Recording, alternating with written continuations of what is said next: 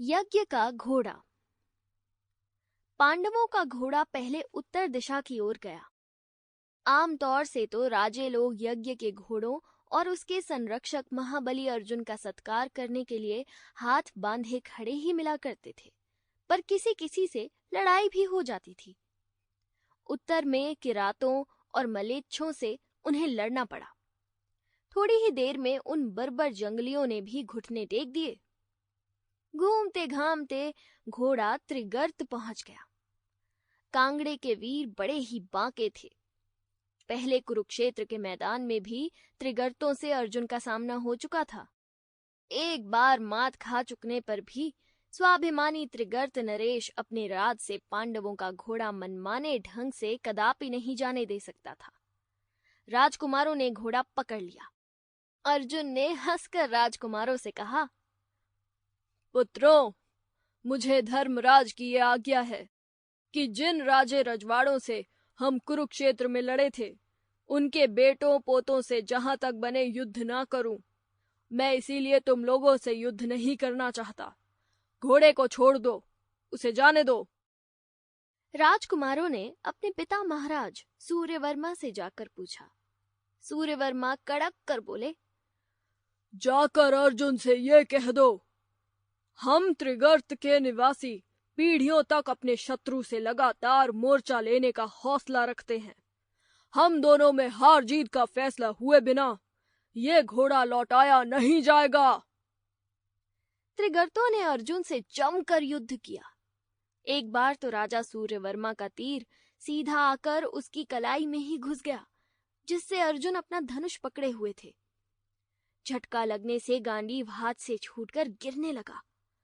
ये देखकर राजा सूर्यवर्मा खिलखिलाकर हंसने लगे, परंतु अर्जुन ने वैसी ही फुर्ती से सर्व विष हरण औषधि की बुकनी मुट्ठी में उठाई, तीर निकाला, घाव पर दवा बुरकी और बात की बात में उनका गांडीव फिर वैसे ही टंकराने लगा।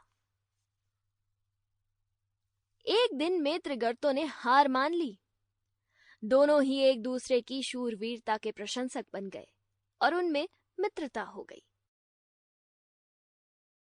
घोड़ा सिंधु देश में। पंजाब की सैर करता हुआ घोड़ा सिंधु देश में पहुंच गया। जयद्रथ का बेटा ही वहां का राजा था। उसे उसकी मां तथा और सब शुभचिंतकों ने बहुत समझाया कि तुम अर्जुन का स्वागत भले ही ना करो, पर घोड़े को अपने राज्य से चुपचाप निकल जाने दो। पर वो अभागा अपने पिता को मारने वाले अर्जुन से बदला लेने के जोश में ऐसा आया कि उसने किसी की एक ना सुनी। घोड़ा पकड़े जाने पर अर्जुन ने फिर वही धर्मराज का संदेश दोहराया। इस पर जयद्रथ का बेटा बोला, घोड़ा अब मेरे किले से वैसे ही बाहर नहीं निकलेगा जैसे कि मेरे राज्य में आकर मेरे पूज्य पिता का हत्यारा अर्जुन अपना सिर अपने धड़ पर ना रख सकेगा।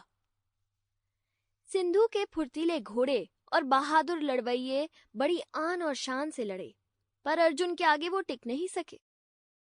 स्वर्गीय जयद्रथ की विधवा पत्नी के सिर फिर अभागा दिन आया।